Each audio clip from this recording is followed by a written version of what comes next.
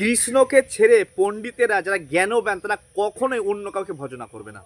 ভগবান কৃষ্ণকে ছেড়ে যারা জ্ঞানবান পণ্ডিত তারা অন্য কাউকে ভজনা করবে না। কেন? কৃষ্ণের মধ্যে কি এমন গুণ আছে, তার কি এমন স্পেশালিটি আছে?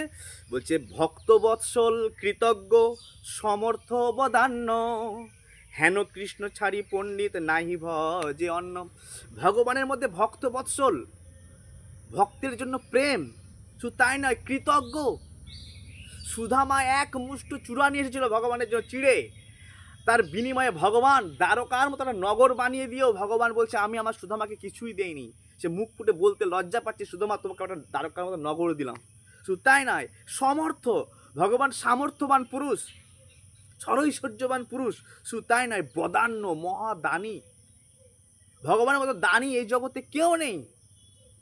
হ্যাঁ, তাই বলছে হেন কৃষ্ণ ছাড়ি পণ্ডিত নাহি ভজে অন্য। তার প্রমাণ কি?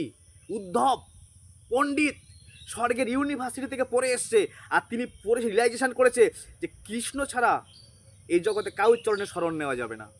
হ্যাঁ, আমি আবার বলি, ভক্তবৎসল কৃতজ্ঞ সমর্থ বদান্য হেন কৃষ্ণ ছাড়ি না, হেন কৃষ্ণ ছাড়ি পণ্ডিত নাহি ভজে অন্য। ভক্তবৎসল কৃতজ্ঞ সমর্থ বদান্য হেন কৃষ্ণ ছাড়ি পণ্ডিত নাহি ভজে অন্য। যে পণ্ডিত জ্ঞানবান ব্যক্তি সে কিন্তু কৃষ্ণকে ছেড়ে কারোর ভজনা করবে না। যারা মূর্খ অল্প মেধা তারাই দেবতার স্বর্ণাপন্ন হয়। ভাগবত গীতায় বলছে অল্প মেধা, তারা কিছু প্রাপ্তি করবার জন্য পার্থিব বস্তু, ক্ষণস্থায়ী বস্তু, টেম্পোরারি খেলনা বস্তু প্রাপ্ত করার জন্য তারা দেবতার কাছে আশ্রয় গ্রহণ করে। কিন্তু উদ্ধবের মতো জ্ঞানবান ব্যক্তি, ইন্টেলিজেন্ট পার্সন, সে কৃষ্ণের চরণ পাদপদ্মে আশ্রয় গ্রহণ করবে।